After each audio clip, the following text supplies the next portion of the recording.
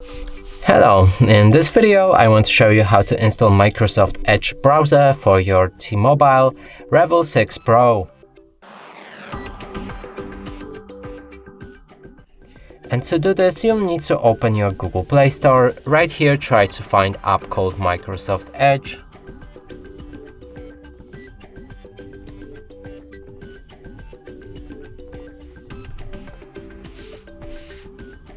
Select this app, click install.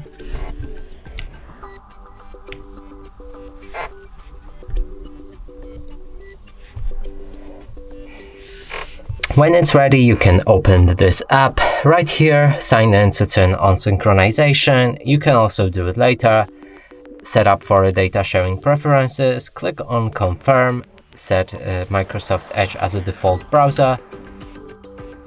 And from here we can start browsing. So let's open Bing, but it's already open. So let's go for Microsoft Start, I guess. And as you can see, the browser works fine.